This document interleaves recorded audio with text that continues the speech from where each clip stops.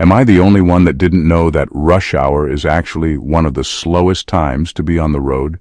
It's almost like a cruel joke, one that millions of us fall for every single weekday. When you hear the words rush hour, you might picture a city buzzing with energy, cars zipping down highways, and everyone making it to work or home in record time. But in reality, rush hour means sitting in your car, barely moving, staring at the same bumper for what feels like an eternity. And let's be honest, while you're stuck there, you start questioning your life choices. Should you have left earlier? Should you have taken the train? Maybe you should just work from home forever. The only thing that's actually rushing is your blood pressure, climbing higher with every honk and brake light.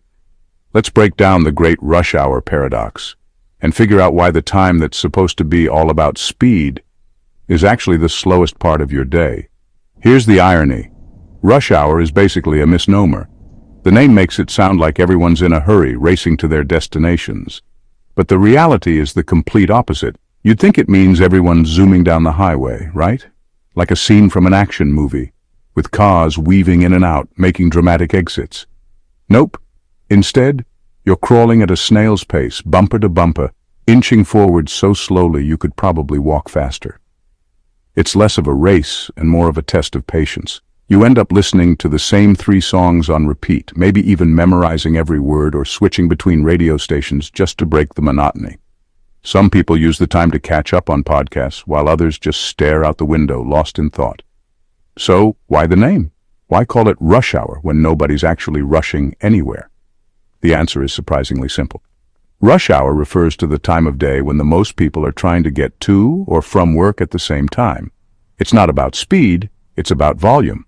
The roads are packed, not because everyone's moving fast, but because everyone's moving at once.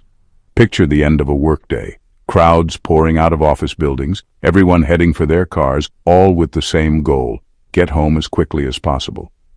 But with so many people sharing the same idea, the roads become a sea of brake lights. In theory, it should be the busiest, fastest moving part of the day, but in practice, it's the exact opposite. The more people try to rush, the slower everything gets. Because everyone hits the road together, traffic jams up. Highways that were clear just minutes before suddenly become parking lots. It's like a giant game of musical chairs, but with cars and a lot more frustration. Rush becomes more of a wish than a reality. You watch the minutes tick by, wondering if you'll ever make it home for dinner. Here's the kicker. Scientists actually have a name for this phenomenon. They call it traffic flow breakdown. Roads are designed to handle a certain number of cars at a time. When that number is exceeded, everything slows down, and eventually, the whole system grinds to a halt. It's like pouring too much water through a funnel. It just can't keep up. Add in a few lane merges, construction zones, or a single car accident, and the whole situation gets even worse. Suddenly, you're not just moving slowly, you're not moving at all. And let's not forget the wild cards. Someone who forgot how to use a blinker, a last-minute lane change, or a driver glued to their phone. All it takes is one small mistake to ripple through the entire line of cars.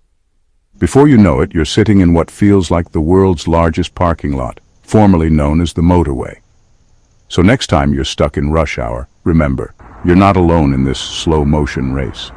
Millions of people are right there with you, all inching forward, all wishing they were somewhere else. You might catch someone drumming on their steering wheel, another person singing at the top of their lungs, or a kid making faces out the window. It's a shared experience, even if it's not a fun one. The only thing truly rushing is the irony. The clock ticks on, your patience wears thin, and the world outside your window barely changes. But hey, maybe there's a silver lining.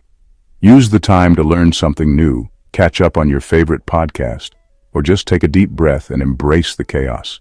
Sometimes, the best you can do is make the most of the moment. Because in the world of traffic, rush hour is just the universe's little joke on all of us. A daily reminder that sometimes the harder we try to rush, the slower we actually go.